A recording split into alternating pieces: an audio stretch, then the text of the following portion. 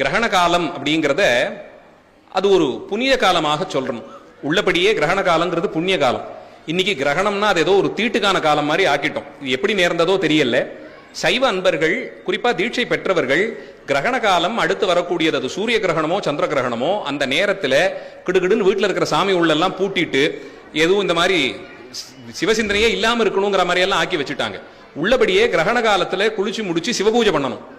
வழக்கம் இருக்கக்கூடிய அன்பர்கள் சிவபூஜை செய்யறவங்க கிரகணம் நடந்துகிட்டே இருக்கும்போது சிவபூஜை பண்ணணும். சுவாமிக்கு கிரகண காலத்தில் செய்யப்படும் அபிஷேகம் பூஜையும் ஜபங்களும் பலபடியாக அதிகப்படுத்தி பலனை தரும்னு சொல்லப்பட்டிருக்கு. கிரகணம் வந்துருச்சுனாலே முதல் வேலை பூஜை ரூம் பூட்டிடுறோம். அது அப்படி வழக்கமே இல்லை. இது எதனால வந்ததோ இந்த குழப்பம் தெரியல. இன்னைக்கும் தொன்மையான நகரங்களிலே, குறிப்பாக திருவாரூரிலே தியாகராஜ சுவாமி சன்னதியில கிரகணம் நடந்து கொண்டே இருக்கும் போது சுவாமிக்கு மகாபிஷேகம் நடக்கும். அது ராத்திரி 1 மணிக்கு சந்திர கிரகணம் வந்தாலும் கோயிலை மறுபடியும் திறந்து 1 மணிக்கே கிரகணம் நடக்கிற காலத்திலேயே சுவாமிக்கு மகாபிஷேகம் செய்து கொண்டிருப்பார்கள். கமலாலய குளக்குறையில அடியார்கள் உட்கார்ந்து சிவபூஜை செய்வது, ஜபம் செய்வதை எல்லாம் பார்க்கலாம்.